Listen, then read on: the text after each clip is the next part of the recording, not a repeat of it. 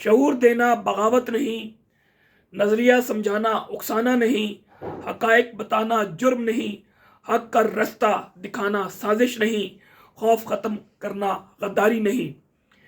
वजीर आजम आसिम मुनीर ने सिफारिश की। सदर आसिम मुनीर ने मंजूरी देकर आसिम मुनीर को फील्ड मार्शल बना दिया है। 24 करोड़ अवाम कीड़े मकोड़े रहेंगे। बिलाशुबा सदर, वजीर आजम, पार्लियामेंट, हुकूमत, अदलिया, बल्कि पूरी रियासत एक शख्स के कब्जे में है। बोल के लब आज़ाद है तेरे, बोल के ज़ुबान अब तक है तेरी। अस्सलाम वालेकुम मेरे पाकिस्तानियों, आप देख रहे हैं law and state with advocate Atika Rahman Siddiqui. आज बुध 21 मई 2025 है। वीलॉग तो मैंने करना था legal practitioners and bar council act में जो सेक्शन 5 में तब्दीली करके जो कैंडिडेट्स बार काउंसिल के लिए इलेक्शन लड़ने हैं, चाहे वो प्रोविंशियल बार काउंसिल है या इस्लामाबाद बार काउंसिल में, जिसकी लिमिट थी कि 15 साल का जो भी वकील है वो एक्सपीरियंस है वो कॉन्टेस्ट कर सकता है बार काउंसिल के इलेक्शंस में। अब ये साजिशी जो फाशिस्ट निज़ाम है अपने फाशिस्ट और टाउट वकला के ज़रिए ये 15 से 20 साल करने जा रहे हैं, जो कि हमें काफ़ी अरसे से पता था। लेकिन अभी ये जो लेटेस्ट अपडेट्स हुई हैं कि जनाब आसिम मुनीर साहब, जो कि वक्त से पहले रिटायर हो गए थे, लेकिन स्पेशल एक्ट के ज़रिए उनको 2 दिन की एक्सटेंशन दे के और फिर उनको चीफ ऑफ आर्मी स्टाफ बनाया गया था, और फिर उनके कारनामे जब से वो चीफ ऑफ आर्मी स्टाफ बने हैं, पूरी कौम और पूरी दुनिया को मालूम है कि उन्होंने क्या क्या काम किए हैं।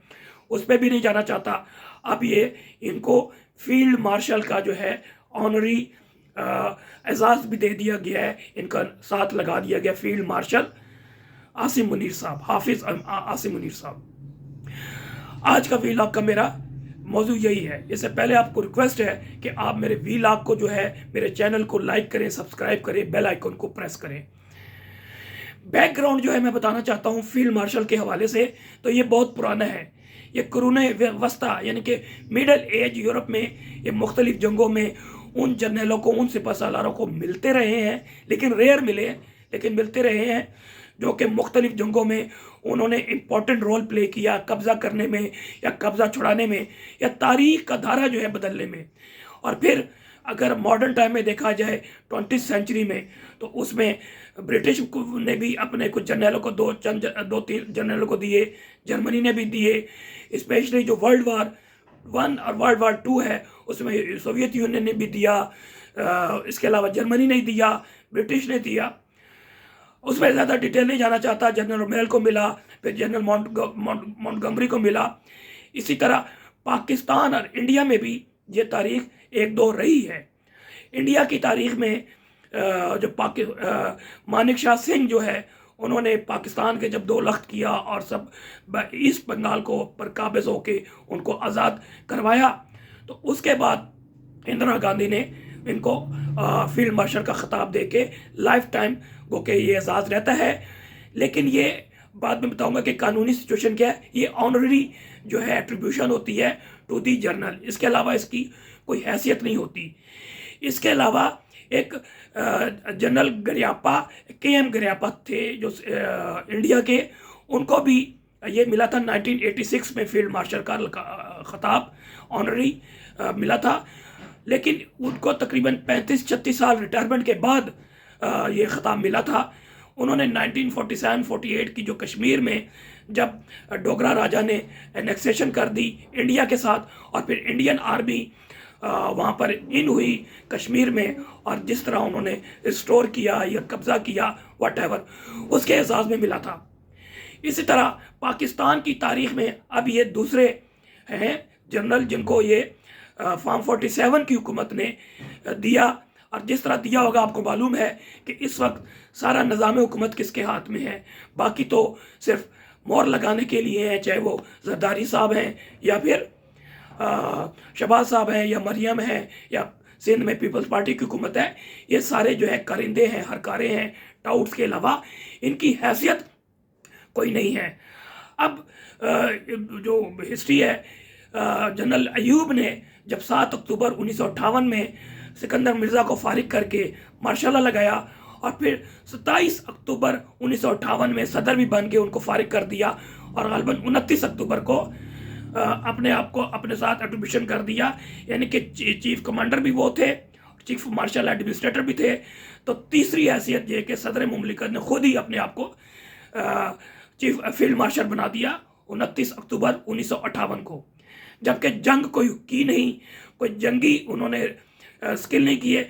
उनका ये जो रीज़न थी वो कहते हैं कि जनाब अगर मैं ये सब काम ना करता जो कि मैंने मार्शल लगा के किया है तो पाकिस्तान को टूटने का ख़तरा था, क्योंकि ये सियासी जितने भी लोग थे ये पाकिस्तान तोड़ने की साजिश में इन्वॉल्व थे।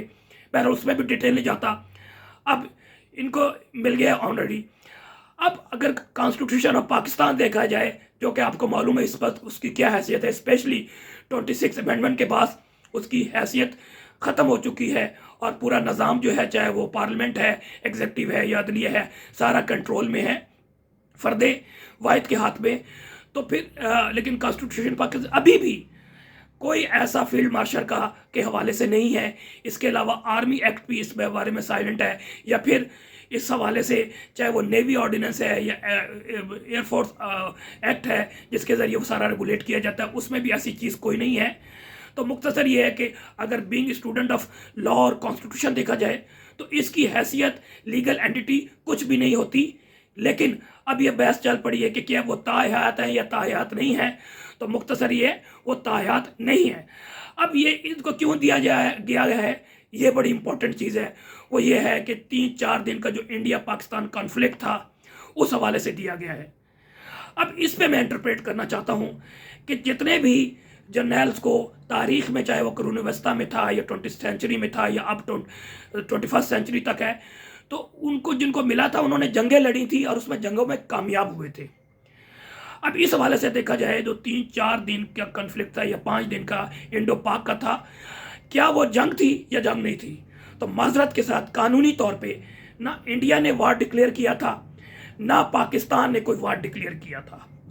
इंडिया ने जब 7 या 8 मई को 24 टारगेट किए तो वो कह रहे थे हमने सर्जिकल स्ट्राइक किया है। इंडिया ने पाकिस्तान की जो टेरिटोरियल जुरिडिक्शन है, सॉवरेनिटी है, उसको इन्फ्रिंज ब्रीच नहीं किया था, अंदर नहीं आए थे। इसी तरह उनकी रिटेलिएशन में जो पाकिस्तान एयरफोर्स ने सुना है कि जनाब वो जब एयर टू सरफेस मिसाइल मारे 24 जगह पे, तो उसके रिटेलिएशन में पाकिस्तान एयरफोर्स 35 से 40 जहाज़ उड़े, उनके तकरीबन 75 से 80 जहाज़ थे। तो उस कॉम्बैट में 4 से 5 जो हमारे उनके 5 तैयारे गिराए गए, वो चीफ ऑफ एयर स्टाफ की सारी इंटरवेंशन थी और उन्होंने किया। लेकिन इवन दो ये भी अपनी जुरिस्डिक्शन में रहे, वो भी अपनी जुरिस्डिक्शन रह के एयर टू एयर जो है मिसाइल मारे गए, चाहे वो अल-फतेह था या फिर PL-15 चाइनीज़ मिसाइल थे या फिर उनकी तरफ से ब्रह्मोस थे। तो उन्होंने टारगेट किया 24 को। अब यह क्वेश्चन आ जाता है, जब 24 टारगेट किए तो सक्सेसफुल टारगेट गए, वो ज़्यादातर लश्कर तैयबा के या जैश मोहम्मद के मदरसे थे या मसाजिद थे, उनको टारगेट किया। अब ये बात सामने आ गई कि जो उनके S.J. शंकर हैं, उन्होंने बताया कि हमने पहले इंटीमेट किया था।